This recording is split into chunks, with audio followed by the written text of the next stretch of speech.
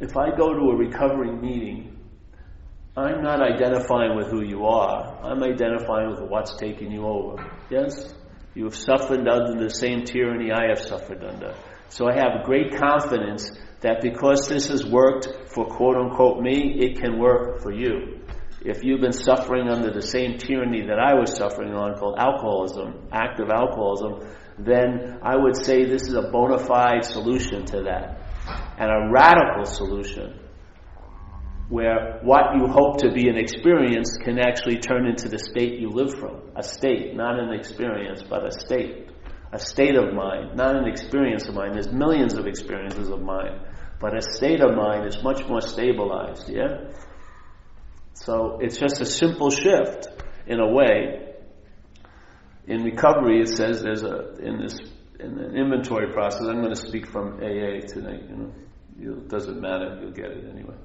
So, in recovery, in the fear inventory, they have a incredible statement where he says, "Why are you in so much fear today?" The writer of the book, which is an incredible question, and he doesn't let us answer, because if he did, it would have been about a 1,200-page book. Everyone knows why they're screwed, but obviously it's not relieving them of them being screwed, so they're probably off on what's causing their screwedness in a sense, yeah.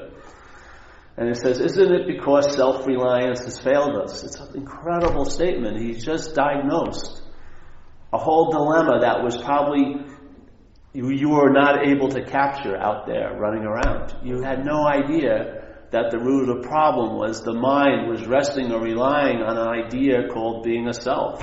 Yeah.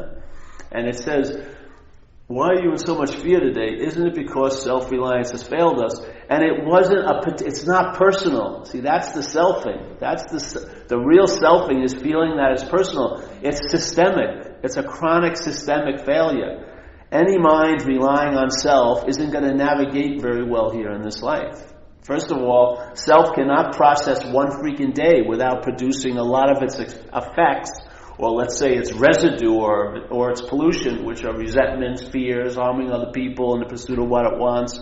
All this stuff, that's just in a couple of hours. Can you imagine if it's been running the show for year upon year upon year? I mean, your atmosphere, the space you're in, is polluted. Unbelievably polluted. And it doesn't matter. See, when if you're in LA, yeah, and you see a picture from the helicopter or a big picture, then you see the smog. But when you're in it, you don't see the smog, do you? No. But if you were lifted out of LA, you would see the smog. This is what it's like. You'll know the problem from the solution. If you, for some grace or something, you get taken out of the problem, you'll see it for what it is. But if you're in the problem, you're already seeing everything from its point of view. Yeah. Someone can talk to you blue in the face. The smog is really screwing with you. If you don't see it doesn't, I don't see anything. Yeah. But if you lift it up, you would see it. You're in a giant space, a giant field of smog. It's amazing you can even see clearly. I was in China a couple of years ago. There was unbelievable. I was in a city in Hunan province, and 20 yards away, it was blurry. Big freaking buildings. There was so much smog in there. It was becoming more noticeable, even while you were in it. But a lot of us, we don't get that view. We don't get to see what's going on outside the purview of self. This identification as being a long-lasting, independent, separate entity. We don't see it. Yeah. So while it's having all these effects and all these manifestations are happening through us, we very rarely can follow the manifestations to what's causing the manifestations. Yeah. Because it's difficult for a mind to entertain truly, to be free from what it takes itself to be. If the identification is in place, your mind will never go to the possibility of being radically free from it.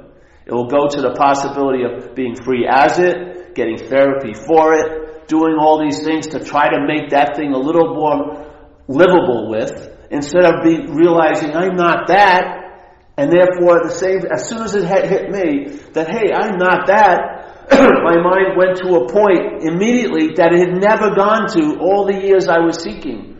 And it was, I'm not that, I can be free of it. Yeah?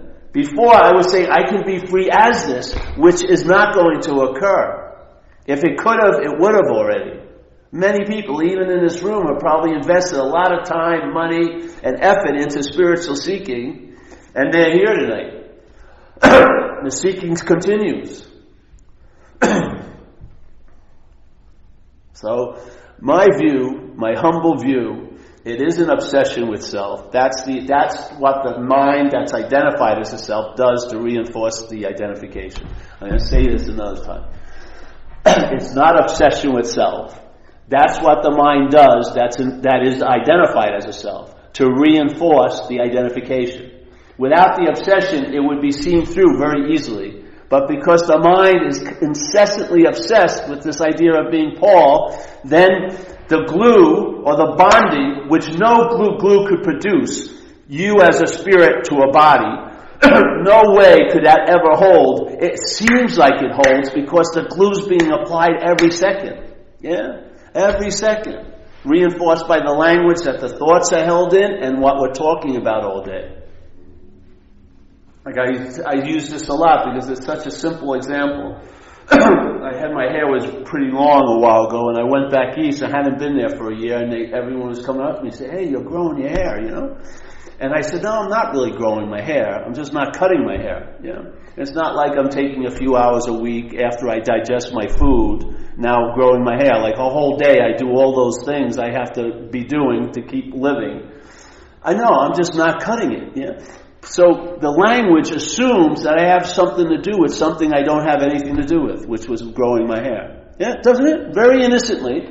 It sounds like when a person says, "Hey, Paul, you're growing your hair," sounds right now. That's not a big indictment or a big proclamation. It goes on all day. And what it is, it's implying that I have something to do with something I have nothing to do with. Well, I'm telling you, it's much more expansive than that one example about your hair. The language, the narrative in your head is constantly implying you have something to do with something you don't have anything to do with. How other people think about you, it's just unbelievable how much it falls into that category of this has actually nothing to do with me. That's where the real relief comes. We're so engaged in things we have nothing to do with. Like we're so engaged with the thought system, we take ourselves to be the thinker of it. Yeah. Have you ever thought? You may say, I'm going to sit and think, but usually that idea was a thought and that popped up to lead you to act like you're going to do other thoughts. Yeah? They just appear, and then there's an awareness of them or a consciousness of them, and therefore then we react or respond to that thought. If you see them and you are the seeing of them, you respond to them. If you see them and you are the thinker of them, you react to them.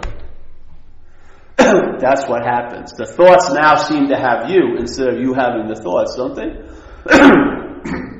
How many days in your life has actually the thought had the day instead of you? You're probably having a really nice day, and then suddenly your head says, when are they going to find out I don't deserve it? That thought now has you, doesn't it? And where's your immunity to it? You don't have any immunity. It takes you right over. The day could have been going with an incredible amount of momentum from 8 in the morning till 3 in the afternoon. Beautiful vistas and lovely things. And then suddenly, just veer right off of that momentum and just go a whole other direction. The day sucks. This whole vacation sucks. You suck. I suck. Everything sucks. By one thought. Yeah? And it ain't the thought that's doing it. It's the mind using the thought. Yeah? The mind using the thought by being in relationship with the thought as the thinker. Thoughts would have so little... The effect that thoughts have on us would diminish greatly if they weren't your thoughts. And I don't see how just an objective observation of people who are in recovery after going months of meetings, and when I came into AA, I was in a thick shell of terminal uniqueness. I thought no one thought like I did or felt like I did. No one understands what motivates me, and no one's done the heinous things that I've done. I was in that shell of terminal uniqueness. Impossible to get any help, because how could I get help from some people who don't understand? Yeah. Then I'm listening to people, because that's what happens, right, at meetings. They share their feelings, they share their thoughts, they share their situations and reactions to life. And after a few months, I could only come to two conclusions. How did they get my thoughts? Yeah? Or they're not my thoughts. Bingo. That's where relief came from. They're not my thoughts. My first leap from being the thinker was they're alcoholic thoughts. Yeah? And that's why when I hear people share, I don't identify with who they are, I identify with what's taken them over. Because they've lived under the same fucking tyranny as I have. They have similar feelings, the thoughts are the same, and the reactions are the same. Yeah? You don't see it? To me, my mind leapt out of this terminal uniqueness of being the center of everything into a much larger space. Yeah? Which feels a lot better as you're traveling through the space. Not as this fucking claustrophobic point of space, but an opening. So instead of being self-centered, you're now centered. Yeah?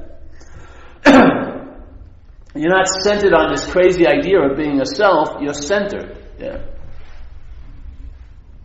Your interest and attention isn't enslaved to the preoccupation about you, which is what's happening all day. How could yesterday have a true effect on you unless it's thought about? It's done. There's nothing going on there. It has no ability to produce any effect because it's not happening. It is only used by the mental process, the selfing, to produce an effect by thinking about it. Yeah? It's mind and mind alone that's producing every effect. It uses the past and the future to produce an effect now. So you think, oh, it was really shitty last week, and now you're contracted. You're not open to what's going on because you had a really shitty day 3 weeks ago. Yeah? Or you're contracted because you're going to have cancer 3 weeks from now. You're totally healthy at this moment, but there's no enjoyment of that health. There's this preoccupation with, I won't be healthy. Yeah? How could that effect occur from an imaginary field? How could you have a crop coming out of an imaginary field? Where's the seeds? Mind. Yeah? The mind is what makes it seem to be so. It's not so, but it seems to be so to you. And therefore, you exhibit it seeming to be so, and now you're contracted and shut down and not open. And this is the only place you get the invitation now. This is the pulse of living now, not yesterday and tomorrow. You're up here. Yeah. And there's going to be a lacking in your life. And you know then there's going to be irritability, restlessness, and discontent about that. And then you're going to get lost in the fucking jungle of it all. And you'll start thinking, she's the problem. He's the problem. That's the problem. Instead of realizing, like they say in AA, you don't have a problem, you are the problem. Yeah? You're the living expression of the problem, called alcoholism. You're its vehicle.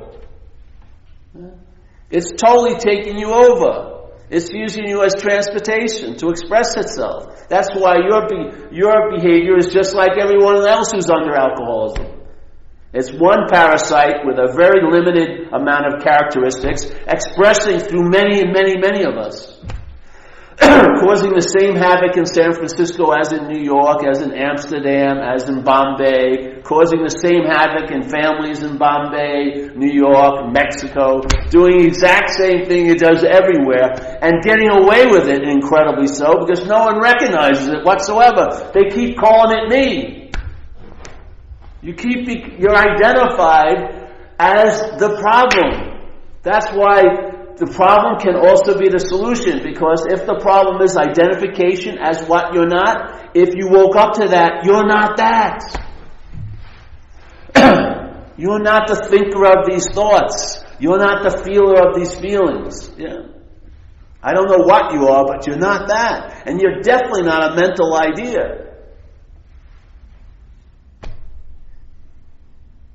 It produced a radical freedom for me. And it's been pretty open for 14, 15 years. The proof is in the pudding. It didn't change the geography of my life, but I've traveled light over whatever my life had in store for this event. I've traveled lighter over it. What more would you want? I mean, radically lighter. So in recovery, the demonstration of the mistake, in my view, is put very clearly in the inventory process. Yeah, it says right before they go into the inventory process. So if you don't know it, it's like we take an inventory of resentments and fears and harms done to others, looking at our sexual behavior, and we write these. It's usually a 4-column inventory, and basically, because like someone at a bar tonight they're in the first 2 columns. They know why they're mad and who they're mad at. But there's no relief there. They just order another drink. Yeah? You got to bring it back and at least get into the vicinity of your role in things. Yeah? All this message is doing is taking that farther. To see the true role you have in things. So if you are a problem, not someone who has a problem, if that was true, there would be no fucking opportunity for relief. It was logical to keep getting loaded, in a sense, from that point of view. But if the problem is an act of being identified as what you're not, then there is a solution right there. If that identification as that is broken, you're the solution to that. Yeah? You're the solution to your own inherent idea of being the problem. Just like that. Yeah? So this is, alright, being convinced, which means to believe with certainty, that self, yes, my feeling of self, it's a feeling of being a long-lasting, independent, separate entity. Yes, this action figure. So being convinced that self, manifested in various ways, is what has defeated us. So he separates the two. Self and us. Yeah? We're the us. And self is a mental freaking idea. Like a parasitical mental movement. Yeah? This movement has defeated us. Now I believe it's able to defeat us by we're being identified as it. That's how I see it. But let's say we'll take it farther the way they put it. So self manifested in various ways is what has defeated us. If we're convinced of that, we're going to now we're going to look at some of its, meaning self's, common manifestations in your life. And then the inventory process, how to do it, starts the next paragraph. Resentment is the number one offender. So if you look at this logic, resentment is one of the manifestations or expressions of self in your life. Also fear is one of the manifestations of self in your life. Harming other people in pursuit of what you want, when it becomes like a chronic pattern, is also a manifestation of self in your life. Yeah? These are some of the common ones. There's many other ones, but they're all rooted. They're all being produced by the petri dish of your mind being identified as what it's not. That's what's allowing all this shit to occur. Yeah? Okay, so then why, every time you talk about a fear, why do you frame it as yours? Why do you frame the resentments that are happening in your life as your resentments? To me, that's the vocal act of being identified as self. You're claiming the expressions of self and the manifestations of self as yours. What is that other than the act of being identified? Yeah? I can't see it as it being anything else. If I'm saying an expression of self, which is fear, I'm calling it my fear, I would say I'm identified as self. Yeah? What would happen if I saw that the fear wasn't mine? I bet you'd be able to deal with it a whole lot better if it wasn't your fear. Just like you can be incredibly helpful to someone else's problems, but you can't deal with yours. I think the big difference is the my of it all. As soon as something becomes mine, it gets very distorted. I can't see it well. Yeah? That's what happened. I entertained these possibilities and my mind opened up. And it's still opened up. And it's not even opened up, it's opening up. That's all it does, all day, every day. It's always been doing that. Yeah. But now there's a little bit of awareness around it, which brings a great lightness to what's happening here. And I can be rooted in what's going on instead of be rooted into that false little pot of what was and what's going to be. Yeah? Which I have nothing to do with, in a sense. Yeah? And I have plans, but they're happening now. I'm planning now. I'm never planning in the future. I'm planning now, and knowing that who knows what's going to happen, you wear it loosely. Or you'll set yourself up for disappointments. You can see it. You can recognize what reinvigorates the disease all day, every day. And if you cut off its supply line, which is your interest and attention, because it's not about you anymore, and I'll tell you something, if you saw the thought system wasn't really about you, and you weren't the thinker of it, your interest and attention would leave the thought system. And know where it would go? Find out. Yeah. But I'll tell you, I know when my interest and attention was freed from that slavery of having it all to be about me, that same thing that was like amping up all the obsession is now enriching my life. The same interest and attention, just freed from that slavery. Yeah.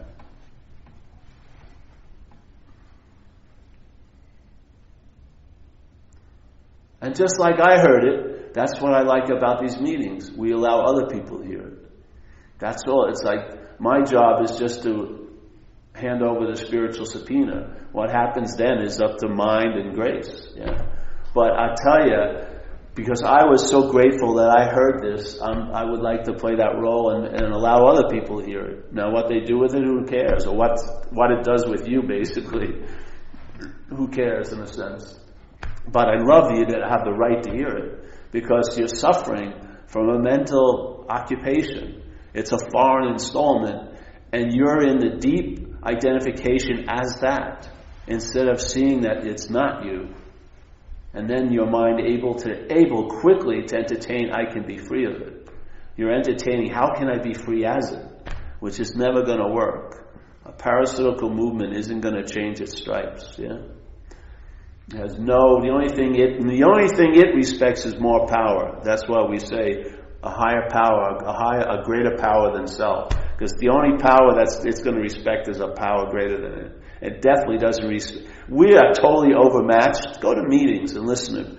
We are totally overmatched by this parasite. Totally.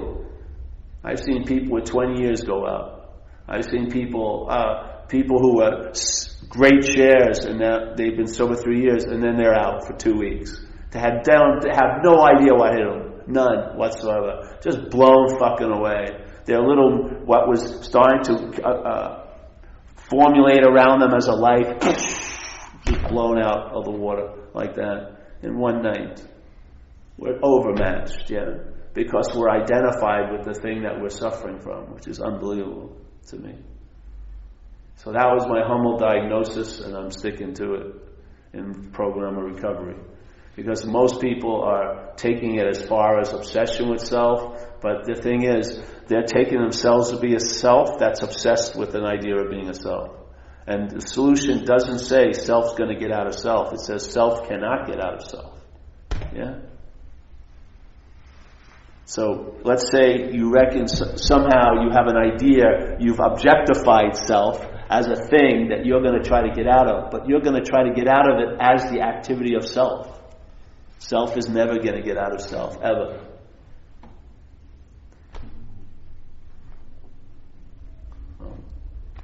Get the right diagnosis and see what happens. See if it illuminates your program. It's not a path, because you are that. You are the illuminating factor that's a little cloudy right now. The AA program to me is a way to diminish the mental condition, which is the selfing, so that a quote-unquote spiritual condition can be obvious to you and to me.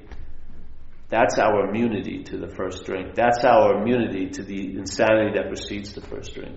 That's it. No mental solution, no environmental or circumstantial solution, no human solution, but a power greater than that selfing. That's the solution.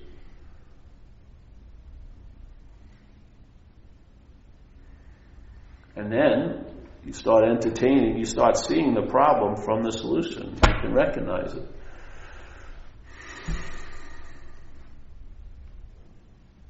It's like if you Right now, no one is probably paying much attention to the effects of gravity on their body right now.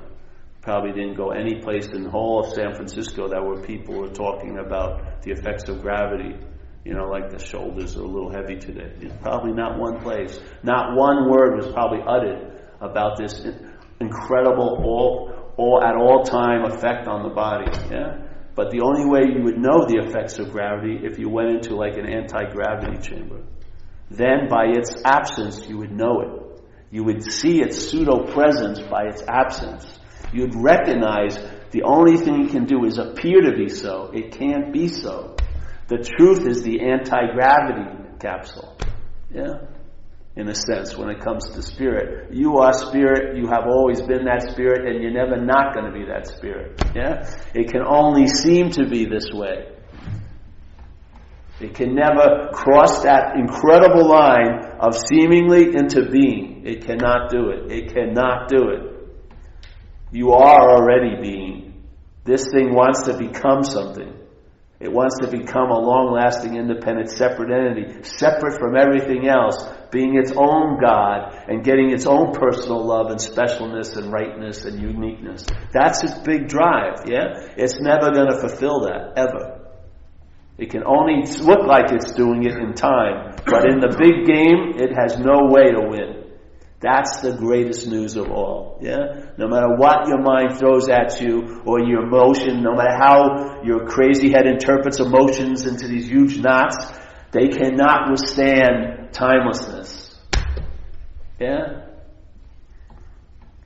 The solution is always available at all times, right where you are. Even in the activity of the problem, the solution is lying right there.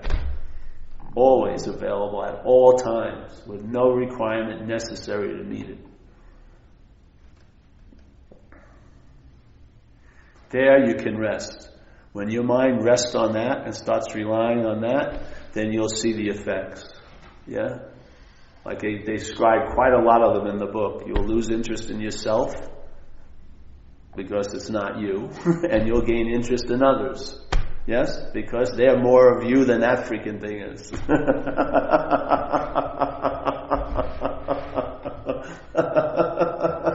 And all of these effects they talk about they're just describing the shift of mind out of a failed system, which is reliance on self, to a workable solution, which is trusting something infinite. And that, you may think you're somewhere along that line, but we're all moving in a way in manifestation. But in fact, the absoluteness is we never left that. We've always been in that spot. Yes? It's only seemed to be we were different. It can only seem to be that we were far from it. It can only seem to be that we're close to it. Because it's beyond close and far. It's right where we are. You're centered, not self-centered. Centered. Yeah. So you become like a free-range alcoholic in a way. That's what happens. You honor the coop, you visit there, but you don't live in the coop. I'm not going to get cooped up by AA, well then I'm not going to get cooped up by anything. Yeah? We're randomly and radically free. Yes?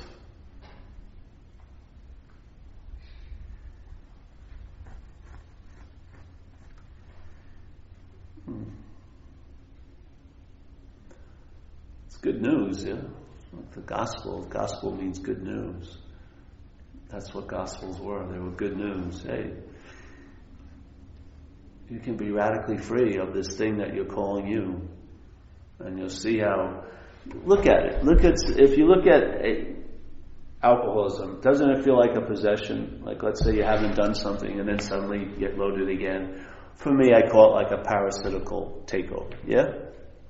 Now, and if you have been taken over by it, it's not a very benevolent takeover, You usually trash pretty fast and, abscesses, limps, and all this stuff happens. And you just keep on cooking. They won't let you die because you're its only host, the parasite. So it's gonna prolong your life here, but it's probably gonna be a pretty miserable one.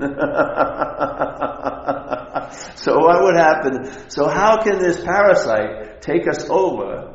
And there's no big fight against it. Yeah. Because like say if a big bug flew in here right now and landed on anybody, the person's natural reaction would be to knock that bug off, yeah? If it happened once or 30 times, it would still do it. But we've been taken over by a much worse parasite than that bug. We just think the parasite's bad. This thing is fucking bad. This is really something. Look at how many lives it's ruined in your little circle. Look at it in my own family. Look at it. And that's now just, geometrically multiply that to see its effects here. It's rampant. I go to do talks with non-AA people. You cannot believe how many people come up to me and talk about themselves or their cousin or their daughter. Can you please talk to my, it's all everywhere, the effects. So here's this parasitical movement. It sort of takes over in a way. How does it do it? It has an incredible strategy. And the strategy is it convinces the host that it's the host. So you're defending the parasite's right to be wrong. You're defending the parasite's resentments by not sharing them and getting relief from them. You're living in the petri dish or the nest of the parasite, which is fear. And then not even good enough to do that, it's now combined with tons of mental anxiety, which produces the physiological and the emotional effects of fear, but it's not provoked by anything that's actually happening. It's all about thoughts about what isn't happening. It's just producing. Talk about manifestation. It's manifesting tons and tons of stuff, and we've taken it to be so normal, we don't know what kind of fucking slavery we're under. Yeah? And you can't do it justice, but when you get lifted out of it, you get to see it. It's freaking incredible. Its influence on everything. Every way you see, all the thoughts.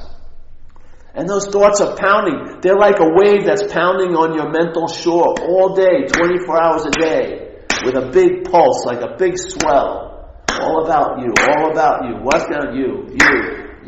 It's unbelievable. People would have to do almost anything to get relief. Yeah? People who know incredibly well, this would be insane for me to get loaded again, are moved to get loaded again. Like that. 20 years, out the window. What happened if you saw it as not you? That long wait changed like that. As soon as I entertained what was the condition for me to be radically free from it, I had to see that I wasn't that. Without that, the radical freedom was going to be as that. It was never going to happen. You may think you look radical, you're just another fucking person that's been taken over by the parasite. It can wear spiritual clothing just as much as leather jackets and everything like that. It doesn't give a shit about uniforms. Yeah? But when I entertained I wasn't that first, then the next came right out. I can be free of it. My mind, a possibility dawned on my head. And considering that mind and mind alone is what's bringing forth everything into expression here, that possibility had the ability and the possibility to express as a freedom from the bondage of self.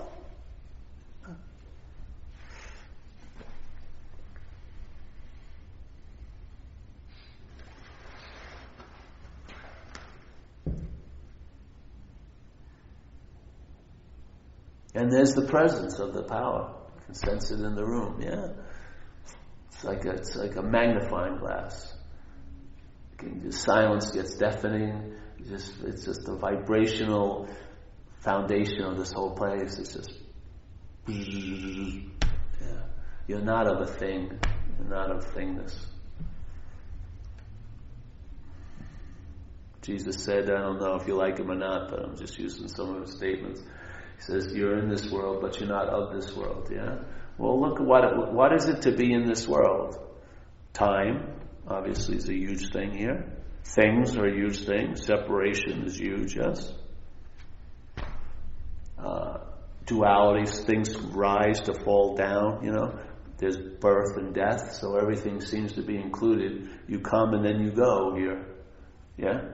All that. And then he's saying, you're in this world, but you're not of this world. You're not of separation. You're not of thingness. You're not of time.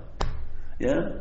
Could you imagine the experience or the traveling through time and separation and thingness was leavened with a little bit of that knowledge that you're not of this place? Could you imagine that after all these years of seeing life from only one view, that it's happening to you, you could start seeing life as it's just happening? What a fucking break that would be. It's like a giant exhale. It's fucking Jesus. The relief is just indeterminable, the amount. It's just because it compounds itself. And then the gratitude about everything that was so everlastingly present in my day that's absent now. It's wonderful. Yeah?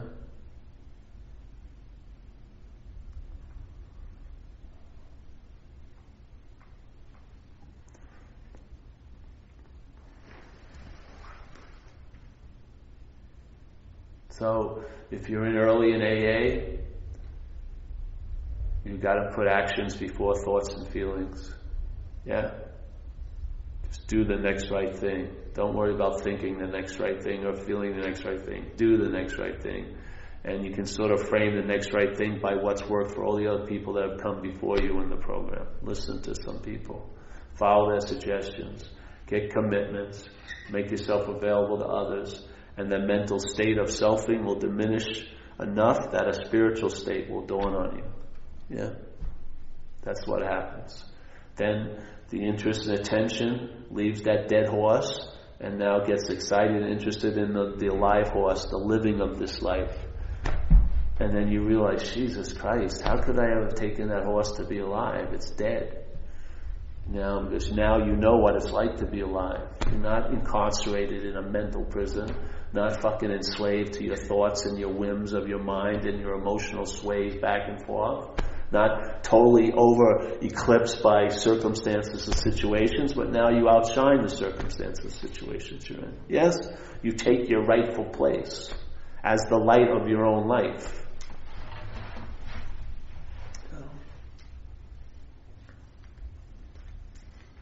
The head is not going to particularly enjoy your stepping out of its little realm.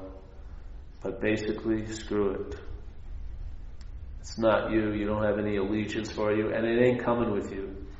So when it calls, don't go back because it can't leave where it is, which is in la-la land, in a seemingly so. It's a mental activity that can never take life. It can only take your life. Yeah? That's what it's done. I know, I've lived under it. I lost my brother, my sister, suicide, my sister, my mother, alcoholic. I've seen people who I saw their whole face light up, and then in one night that demon look came over them again, and they never made it back. I've seen tons of people who, with the greatest, with sincerity and longing, totally overmatched, didn't stand a chance to stay sober. So if you have some freedom from it now, honor that freedom. That's what I find. I think that's sort of like the watering of the gift is to honor it. I found a lot of people 20 years who've gone out and they forgot. They were taking this presence as being commonplace, like that it was always going to be there, and now they can't access it right now, and they keep getting loaded. That urge to get loaded is so strong they can't say no now. They have no immunity. They have no power. They don't have any power. They can't make a decision and have it backed up. They're not accessing the power greater than themselves. Yeah. So, yes. So these meetings are great. For me, they're great because I can't go to places to hear it myself, so I gotta be the one who put it out there. And I haven't missed a meeting yet. Thousands of them, because I love to be reminded. Because it's easy to forget here, seemingly. There's so much pressure on us, and time is like a giant hand in the back. It's just pushing you ahead. You'll go right by. It's like living a life on one of those mechanical sidewalks at the airports. You really would like to stay and spend some time, but time is the dominant influence. You can't stop to smell the roses. It's just like this push. And when you get free from it, you'll see how much there is, how influential time is here. When you get a little relief from it, what will be revealed is amazing. It's just like your whole thought system is basically moving at such a rate all day, just driven by this desire to become what it can never become. It's agitated to an unbelievable extent. Yeah. That's why it says in recovery, you'll be able to enjoy peace of mind. Peace of mind's available, but can you enjoy it? That's the trick. If you're addicted to time, you won't be able to enjoy it. Because if peace dawns on you, you'll think that, will it be here tomorrow? That's not peace. Yeah. You'll be driven. All the gifts will be short-circuited by time. Oh, this is great, but what about, there's no appreciation just for the beauty of what's on offer now, because it's bookended with there and then. Yeah. This isn't as good as it was once, and I was expecting something bigger. Yeah. Constantly saying no to the invitation, listening to these false promises, these crazy advertising campaigns by the aspect of the mental process that's playing God. It says, fuck now, worry about later. Don't, you have no time to smell the roses. You gotta get on and on and on. Yes, constantly moving.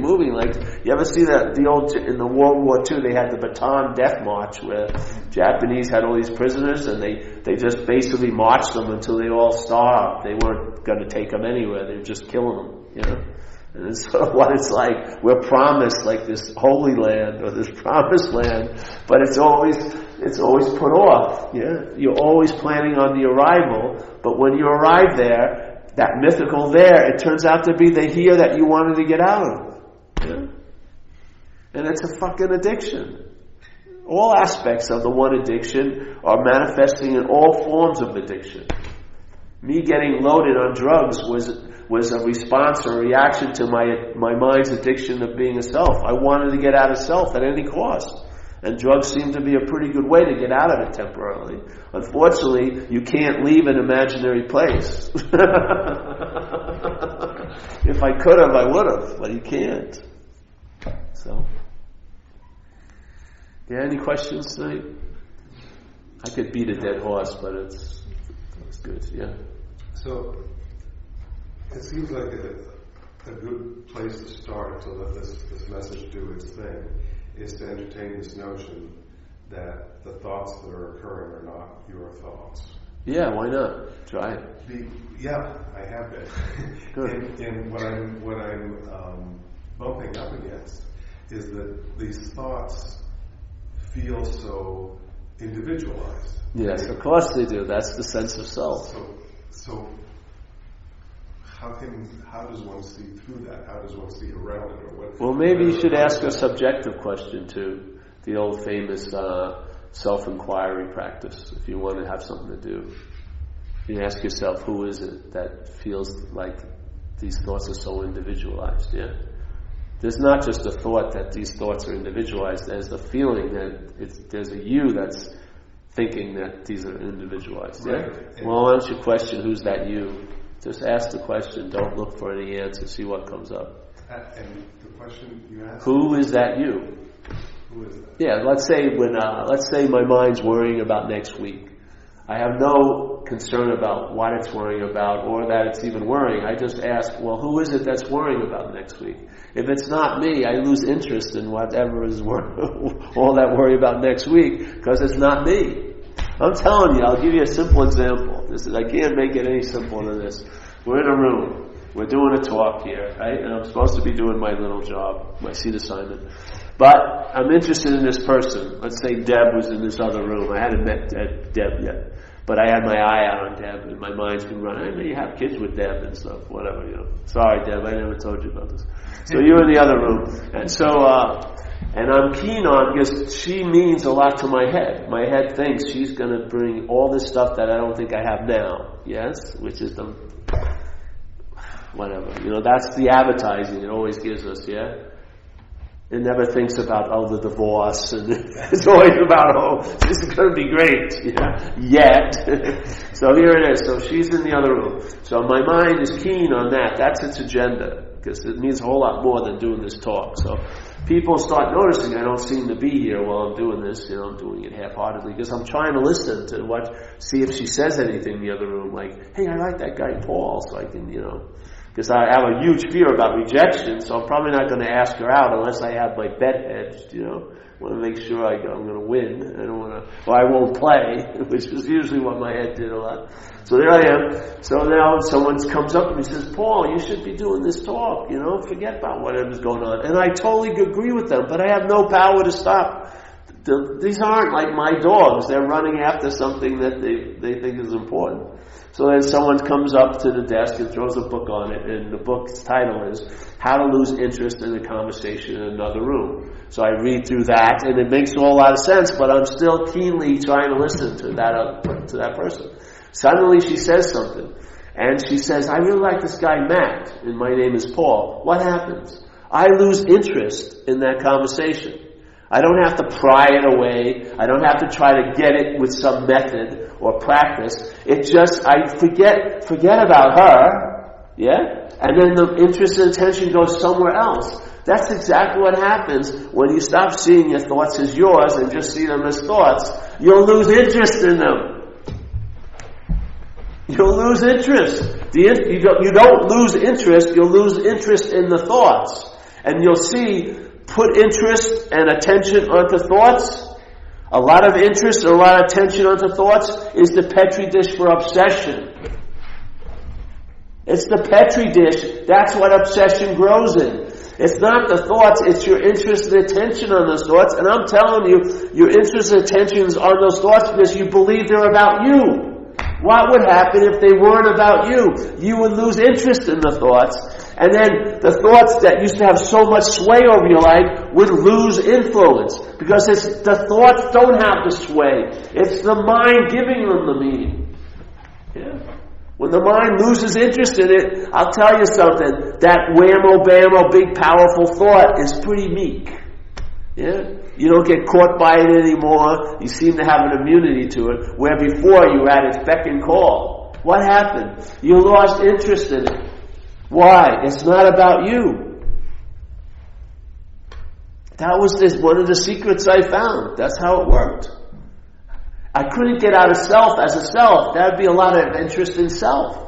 My interest and attention. I could be studying about self 3 years with the hopes of getting out of self. I was more in self then than I was any other time in my life. Because self can't get out of self. When I realized they weren't about me, I started to lose interest in the thoughts. And suddenly, the idea of being 24-hour a day became the only reality.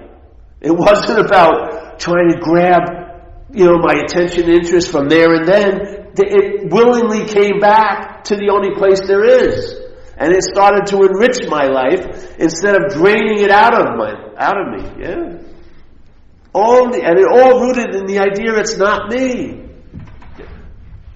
You're only interested in a lot of shit because somehow it's construed to have some relationship to you. You want to go through all those things and try to push them back a little bit, and they'll still seem to move closer to you. It's your gravitational pull. It's not them. It's your interest and attention that's bringing them all around and putting them in the orbit around you as the planet Paul. When the interest and attention leaves those things, they're not going to come rushing and glom onto you. They're going to go out spacious. They're going to come and go.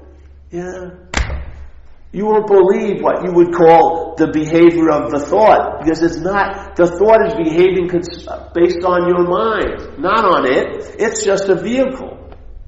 Just like a feeling's a vehicle. A thought's a vehicle. The mental process of selfing, which is this activity of being bonded to an idea, being a long-lasting, independent, separate entity, being bonded to the idea of being a self. That movement of selfing has claimed everything that's going on here. So the thought system, it's the thinker. Seeing, it's the seer. Hearer, it's the hearing. It's the hearer. Hearing, it's the hearer. Feeling, it's the feeler. actions, I'm the one who's doing it. It's claimed this, and now everything it's come in contact with, it's using it to facilitate the bonding of the mind to this idea of being a self. Because you now become the doer of things you have nothing to do with. Like thoughts. Like feelings. I hear so many people share, I didn't want to feel like that. But they already felt it. The feeling occurs first, then there's the reaction. Based on that, I had something to do with it. I shouldn't have felt that. Like you had anything to do with the feeling. You don't. This is the freedom from the bondage of self. Not having just great feelings all the time or great thoughts. Try it. It's being free from the incessant interest in all those thoughts and feelings because they're about you. Being free from that activity because they're not about you. You're using its basic premise as the antidote. It's only interested and attentive to things that relate to it or indirectly or directly point at it. You're using that predilection of the mind to an advantage by saying, hey, I'm going to lose it if I'm not that. What will happen? Your interest and attention will be interested and attentive to different things and maybe no thing. Maybe it would find itself truly resting in spirit. Maybe you would like to rest in the upness that Jesus was implying while the experience is happening in the inness. Maybe you can find peace in calamity. Yeah? Maybe you can find rest in agitation by not being of the agitation, by resting in that. Find out. I found it works so far. It didn't work, it's working. That's the whole point. If it only worked once or worked at one time, it wouldn't be worth it. It's working. It's always available at all times, right where you are. How do you access it? By realizing what you're not. Or start entertaining what you're not. Then what you're calling Paul, you'll realize is a sense of onness that has nothing to do with like the emblem of the emblem on the car hood saying it's a Rambler. We're feeling the onness right now of spirit moving through this inert body, enlivening it. We feel that onness, but we're calling it. The mind's using that to indicate it's Paul. It's claimed the onness or the I am, and now instead of I am that Paul. That's what it's done. It's replaced God, which is I am that I am, to I am that Paul. I am that Deb. The whole selfing has to be rooted in this fact. That's the only way it can get any sense of being so, is by resting on what's so, by claiming what's so, which is the onness of spirit moving through this inert body. Yeah, we're on. You can't deny that. Yeah, there's onness. We're thinking it's Paul and Deb. There's the little mistake. If you could feel the onness, that's the sense of presence. You are the presence. Yeah? It's reverberating right now. This is like the flute that note's moving through. Yeah? We're saying the flute's producing the note. It isn't producing the note. It's facilitating the note. Yeah? The note's moving through the body. The body is not producing the note. The note is enlivening the body. It's using it as the flute. It's the wind. Yeah. It seems like a tiny little thing. It makes all the difference in the freaking world. If you get the horse before the cart, things may go better. I mean, it may not be such a slog because it's difficult to keep pushing the cart. It's better to pull it, it's easier than to push it. So ask a subjective question like I would do it where, let's say I'm sitting here and I would just say, all right, who am I? So then you feel the onness and maybe nothing's said. But let's just say I hit the mental hand goes up and says, it's me. Yeah? I don't stop there. I go, well, who is this me? And all you're doing is you're turning your interest and attention, instead of having it constantly going out, yeah? Turning it back in. Let's see who the proprietor is. Let's see who's the owner. Let's see who is the true subject. and find out. Find out if you're actually, the thing that you believe is at home isn't really at home. There's nobody home. There's no Paul. There isn't. So you ask it, and then if it runs away again, ask it again. Who is it that thought it ran away? And then, if you feel like you're close, who is it that thinks they're close? Just question it. Doesn't care how far away or close. That's all the mental gyrations. They're not going anywhere. Just keep putting it on the dime, and then once you start feeling that sense of on-ness, stop the questioning and just rest there. That's the whole point. Yeah. It's not the questioning isn't the point. This is just a little activity. If you sense the on-ness, rest in the on-ness. Just rest there. And that will inform you beyond any kind of information you'll ever get out of here. To be informed by that through the aspect of finding out will have much more of an impact than everything you've ever studied. Totally. I mean, 1 second of a download from that access point it's got a huge wallop. It can change one's life like that, actually. Yeah. It happened to me with sobriety, I was just a regular day at the office when I got sober. I had hit many bottoms, and I had, moved in and furnished them, and I seemed to be able to keep getting evicted and going to worse and worse bottoms. I didn't see any end to it, really. I'd given up all hope, and I was drinking in a trailer with some guy, just hoping we could scrounge up some money and cop some drugs. And some download occurred, stopped my mind, froze that activity of selfing for a few minutes, which I didn't even know that was possible. And then other information downloaded that set off circumstances that brought me to my first meeting the next day. And I've been sober and clean ever since. So I wasn't thinking about getting sober. I'd already spent 2 years and 3 months in programs. I'd given up all hope. I was just thinking of how I could stay loaded, until I went to another institution or jail or death. I wasn't looking for anything getting better. Yet something had a different story in mind. How to interrupt it in a serious way, put an end to this fucking momentum, and then started a whole nother journey in life like that, like an eternal turnaround. I mean, physics couldn't do it. I had so much momentum going down. There's no way I couldn't have gotten destroyed by the impact, but it just turned me another way, and it's been going the other way for 25 years. What more evidence or demonstration do I need than that? It gave me a living solution to a very powerful dilemma, which was alcoholism, and it's been solving that situation for 25 years doesn't seem to be losing any steam. Yeah, so, talk about any need to be convinced. That was the most convincing experience I ever had in this life. That I could be freed from the bondage of self that strongly in such a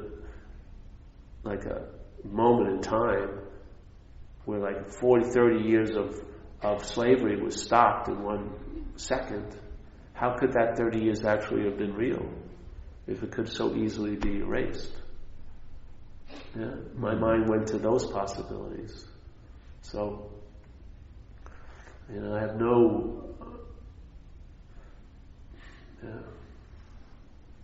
it's just been stuffed in such a small package, the mind. Its ability to entertain possibilities is unbelievable. But where it's being fed so little possibility, and the same old formulas of an unworking life, just tweaking, changing some of the nouns in the formula. Instead of Mary, it'll be Sue this time or something. But they're all, if they could have worked, they would have already,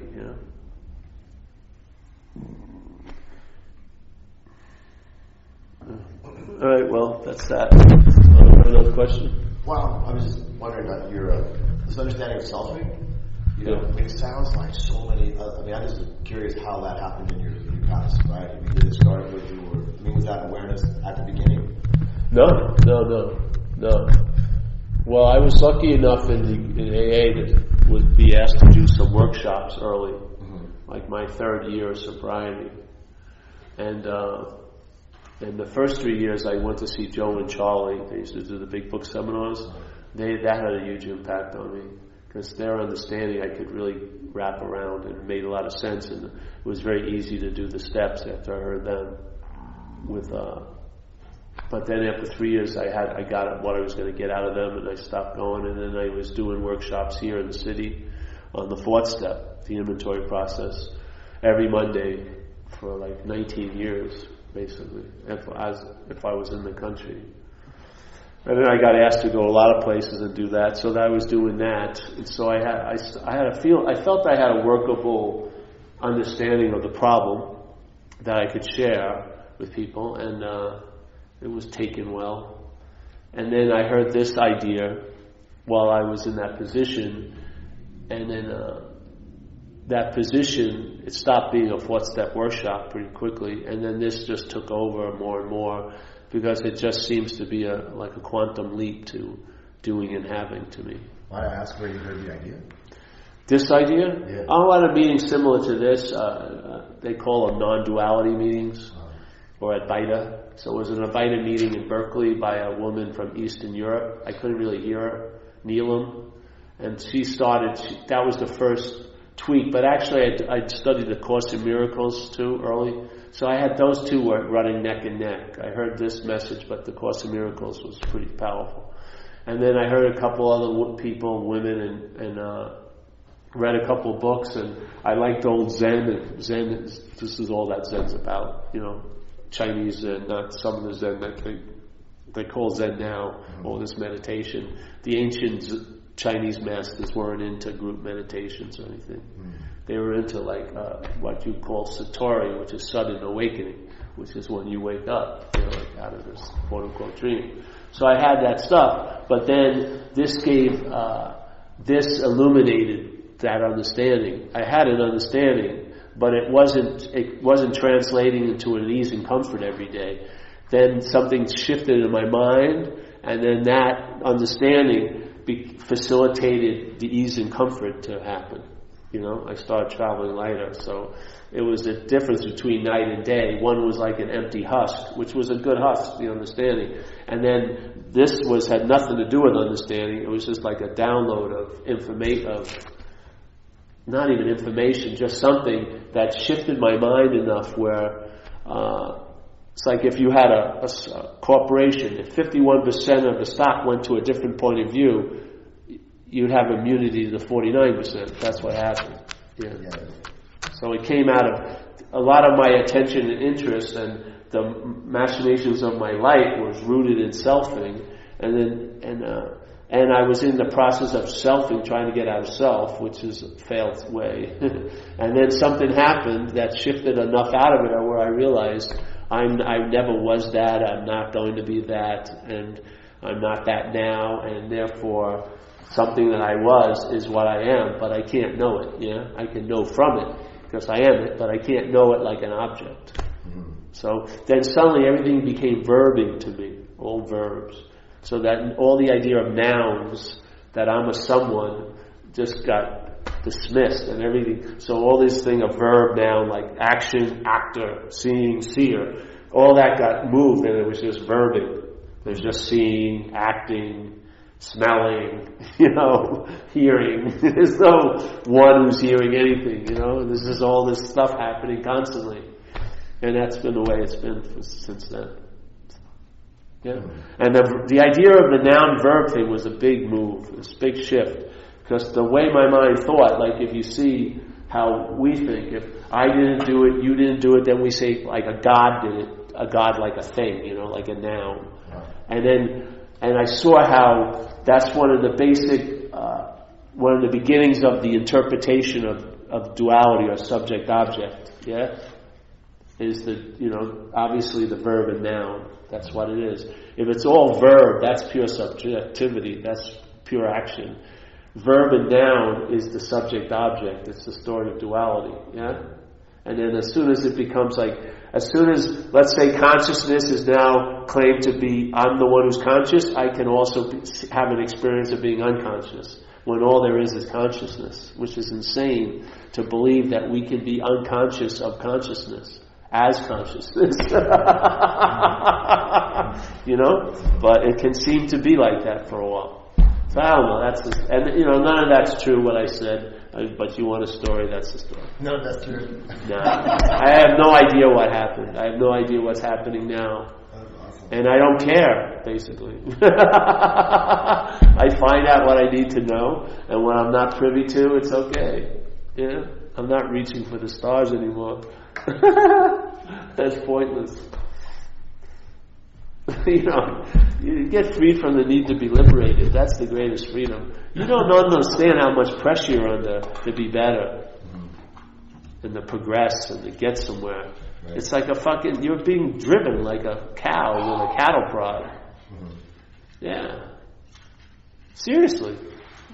Because our conditioning is keeping us moving to who knows where. It's like the herd, it just gets controlled by this giant, we just moved. I did a cartoon once I wanted to give to one of the spiritual magazines. There's a truck, a flatbed truck with slats, and there's all these cows there, and on the side it says Phillips meat packing plant, yeah? And then all the cows are just there, and then there's one cow like this, and the thing was the awakened one. It's dawned on them where he's going, Everyone else, So, yeah, thank you.